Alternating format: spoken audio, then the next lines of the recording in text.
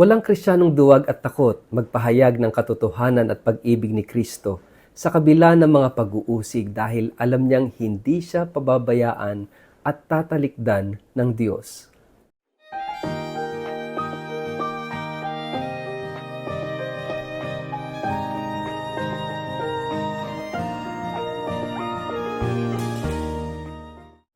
Ang mabuting balita ng Panginoon ayon kay San Mateo. Walang alagad na nakakahigit sa kanyang guro at walang aliping nakakahigit sa kanyang Panginoon. Sapat nang matulad ang alagad sa kanyang guro at ang alipin sa kanyang Panginoon.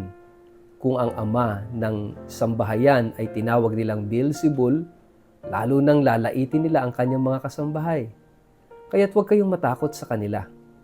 Walang natatago na hindi malalantad at walang nalilihim na hindi mabubunyag.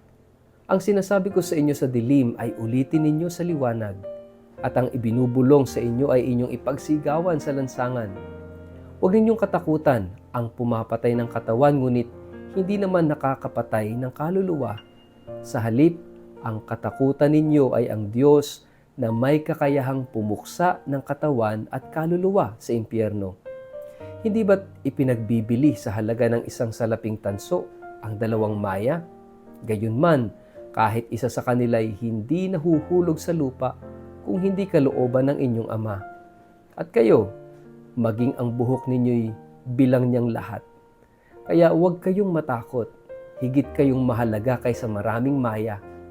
Ang sino mang kumilala sa akin sa harapan ng mga tao, ay kikilalanin ko rin naman sa harapan ng aking Amang nasa langit. Ngunit sino mang ikaila ako sa harap ng mga tao, ay ikakaila ko rin sa harap ng aking Amang nasa langit. Ang mabuting balita ng Panginoon. Word of the day, hear what God has to say.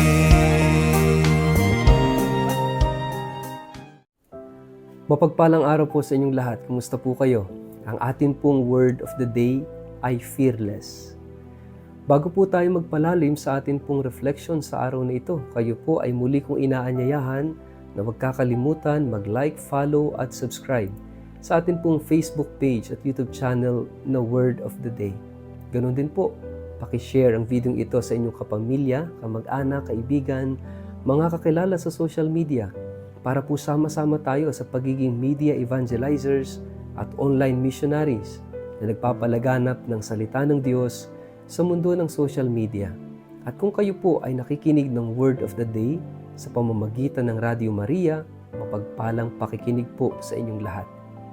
Muli ko kayong inaanyayahan gabi-gabi na samahan po ako sa pagdarasal ng Santo Rosario for the protection of the Philippines from the threat of the Communist China. At kasama po ang inyong mga personal at pangpamilyang intensyon sa pagdarasal ng Santo Rosario every 8:30 Philippine time in the evening. Mga kapatid, ikaw ba'y maraming takot sa buhay? Ikaw ba'y maraming pangamba't pag-aalinlangan sa buhay? Ito yung paanyaya ng Panginoon, to be fearless. Huwag matakot. Wala dapat Kristiyanong takot at duwag. Tayo mga Kristiyano, dapat matapang. Bakit? Dahil kakampi natin ang Diyos. Dahil kasama natin ang Diyos. Dahil hindi tayo pababayaan ng Diyos. These past days, tayo ay pinapaalalahanan ng cause of discipleship. Bahagi ng buhay natin bilang mga Kristiyano ang pagdurusa, ang pag-uusig, ang kahirapan. Pero hindi dapat tayo matakot. Huwag tayong matakot na maging saksi ng pag-ibig ng Diyos, ng kagandahang loob ng Diyos.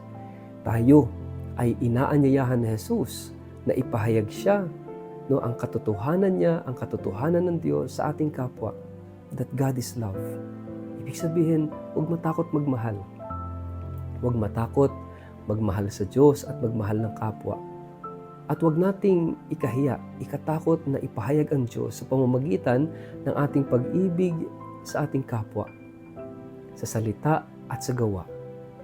Kaya nga sinasabi rito sa ating gospel na kung matatakot tayo, ang katakutan natin ay yung pumapatay ng kaluluwa.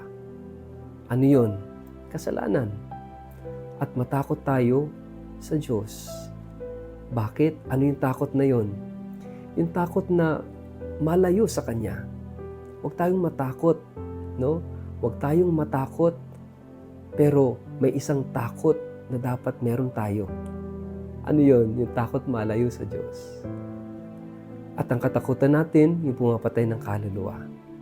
Pero yung takot na dalahin si Jesus, dalahin ang Diyos sa kapwa, yan. Huwag tayong matakot dyan. Huwag tayong matakot magmahal, huwag tayong matakot, no, na magpahayag ng katotohanan. Sapagkat kasama natin ang Diyos. Sapagkat lakas natin ang Diyos. Sapagkat kakampi natin siya. Sapagkat hindi niya tayo pababayaan. Kaya nga sa buhay na ito, mga kapatid, napakahalaga na tayo ay palaging merong lakas ng kalooban, courage, strength. At saan nanggagaling yan? Sa Kanya, sa Diyos. Kasi kung tayo lang, mahina tayo. Kung tayo lang, di natin kakayanin.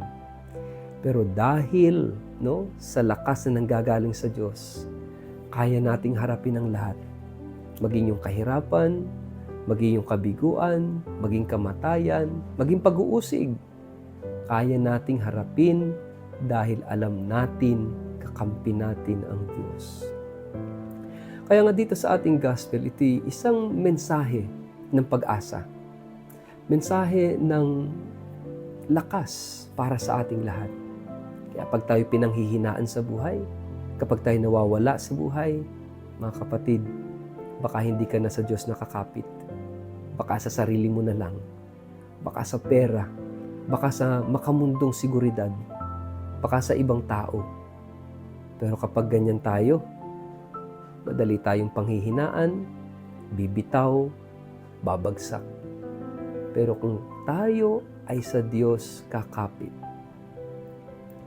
we will become fearless. Walang takot. Ang atin lang kakatakutan, kasalanan. Ang atin lang kakatakutan, yung malayo sa Diyos. Pero the rest, mawawala ang takot sa puso natin. Magkakaroon tayo ng tibay at lakas harapin ang anumang hamon ng buhay. Kaya nga mga kapatid, wala dapat Kristiyanong duwag. Dapat tayong lahat matapang, malakas ang loob. Bakit? Kasi alam natin, kasama at kakampi natin ang Diyos. Siya yung ating lakas. Sa ngalan ng Ama at ng Anak at ng Espiritu Santo. Amen. Ama naming Diyos, Ikaw lang ang aming tanggulan at lakas. Sa iyo kami humuhugot ng lakas ng kalooban para harapin ang bawat hamon, pagsubok sa aming buhay araw-araw. Huwag mo po kaming pababayaan. Amen. Pagpalain po kayo't ingatan ng makapangyarihang Diyos, Ama at Anak at Espiritu Santo. Amen.